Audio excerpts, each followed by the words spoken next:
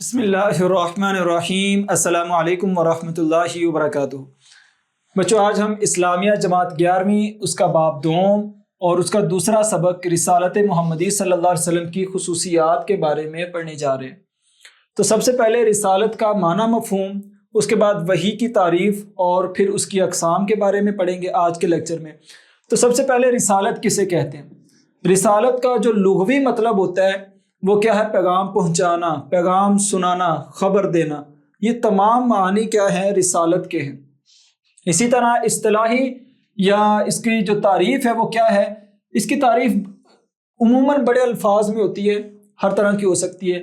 تمام انبیاء کرام حضرت آدم علیہ السلام سے لے کر نبی صلی اللہ علیہ وسلم تک کم و بیش 1,24,000 انبیاء، ان کی رسالت پر، ان کی کتابوں پر، ان کی شریعت پر ایمان لے کے آنا، یہ کیا ہے؟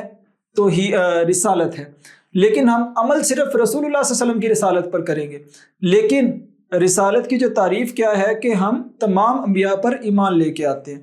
تو ہم نے رسالت کا معنی مفہوم جان لیا ہے۔ صفحہ نمبر 20 ہے آپ کی کتاب کا فرسٹ پیراگراف ہو چکا ہے۔ اب ہم پڑھیں گے وحی کی تعریف اور اس کی اقسام۔ سب سے پہلے وحی کہتے کسے ہیں؟ اشارہ کرنا، چپکے سے دل میں بات ڈالنا، ٹھیک ہے؟ چپکے سے بات کرنا، چپکے سے دل میں بات ڈالنا، یہ کیا ہے؟ وحی ہے۔ اور اس کی تعریف کیا ہے کہ اللہ تعالیٰ پیغام پہنچاتے ہیں اپنے رسول کی طرف، جو اللہ نے نبی چنے ہوتے ہیں، اپنے رسولوں کی طرف اللہ تعالیٰ پیغام پہنچاتے ہیں فرشتے کے ذریعے یا براہ راست دل میں کوئی بات ڈال دی، جسے الہام بھی کہتے ہیں، کہ اللہ تعالیٰ نے نبی صلی اللہ علیہ وسلم یا کسی بھی نبی کے دل میں بات ڈالی اور پھر ان کا شرح صدر یعنی کہ وہ علم وسیع ہو گیا اور انہوں نے اس کے مطابق اس پر عمل کیا۔ تیسری صورت پردے کے پیچھے سے، یعنی پردے کے پیچھے سے سنوا دینا، جس طرح رسول اللہ صلی اللہ علیہ وسلم معراج کی رات جو ہے وہ اللہ تعالیٰ سے ہم کلام ہوئے تو درمیان میں پردہ تھا، اللہ تعالیٰ سے ڈائریکٹ بات ہوئی، تو وہ کیا ہے؟ پردے کے پیچھے سے سنوانا، یہ بھی وحی کی ایک صورت ہے۔ تو بچوں، ہم نے وحی کا معنی مفہوم جان لی ہے، اس کی تعریف پڑھ لی ہے۔ اب ہم پڑھیں گے وحی کی اقسام۔ وحی کی 2 اقسام ہیں بنیادی، ایک ہے مطلوع، ایک ہے غیر مطلوع۔ مطلوع وہ ہوتی ہے جس کے الفاظ اور معنی دونوں اللہ کی طرف سے ہوتے ہیں، یہ من جانب اللہ ہوتے ہیں، یعنی کہ اس کے لفظ بھی اللہ کے ہیں اور اس کے معنی بھی اللہ تعالیٰ کے ہیں۔ یہ کیا ہے؟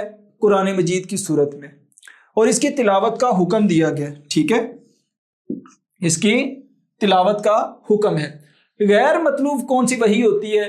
یعنی کہ جو شریعت کے عمل کے مطابق ہو، کہ اللہ تعالیٰ نے کوئی چیز نافذ کرنی ہے لیکن وہ قرآن کا حصہ نہیں ہے، وہ کیا ہوگی؟ معنی مفہوم اللہ تعالیٰ کے ہوں گے، اللہ تعالیٰ نبی صلی اللہ علیہ وسلم کو بات سمجھا دیں گے، لیکن وہ جو الفاظ ہوں گے وہ نبی صلی اللہ علیہ وسلم کے اپنے ہوں گے۔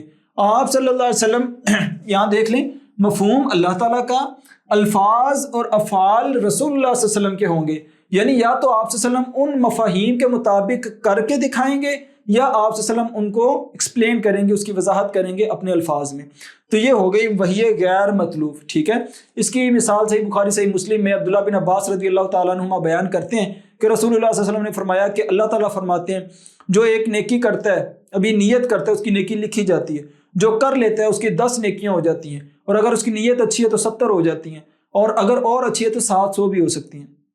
لیکن اگر کوئی بندہ برائی کا ارادہ کرتا ہے، نیکی کے ارادے پر تو نیکی مل جاتی ہے لیکن برائی کے ارادے پر برائی کا گناہ نہیں ملتا۔ جب تک وہ بندہ برائی کر نہیں لیتا تب تک اسے گناہ نہیں ملتا، اور جب وہ کر لیتا ہے تو نیکی کرنے پر 10 نیکیاں ہیں اور گناہ کرنے پر صرف 1 گناہ ہے، یعنی یہ اللہ تعالیٰ کی رحمت پر یہ حدیث ہے۔ اس کے بعد تیسرا جو ٹاپک ہے وہ وحی کی صورتیں ہیں۔ تو وحی کی 3 صورتیں ہیں۔ کتاب کا صفحہ نمبر آپ آ جائیں 21 پر، آیت نمبر 51 سورہ شورا میں اللہ تعالیٰ نے وحی کی 3 صورتیں بیان کی ہیں۔ تو اس میں سے پہلی صورت کیا ہے کہ دل میں بات ڈالنا، ٹھیک ہے؟ اللہ تعالیٰ نبی صلی اللہ علیہ وسلم یا کسی بھی نبی کے دل میں بات ڈال سکتے ہیں، ڈال دیتے ہیں۔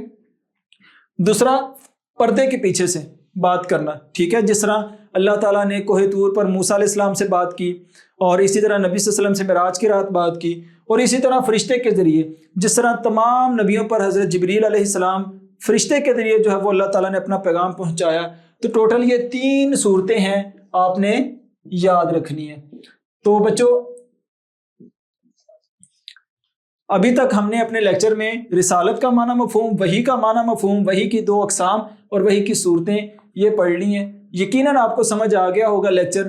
تو اس میں آپ سے سوال کس طرح آ سکتا ہے؟ رسالت کا معنی مفہوم 2 نمبر کا سوال، وحی کا معنی مفہوم 2 نمبر کا سوال، وحی مطلوع اور غیر مطلوع میں فرق تحریر کریں 2 نمبر کا سوال، اور اسی طرح وحی کی صورتیں یہ 2 نمبر کا سوال۔ ٹوٹل 4 سے 5 سوالات ہم نے آج پڑھ لیے ہیں اپنے مختصر لیکچر میں۔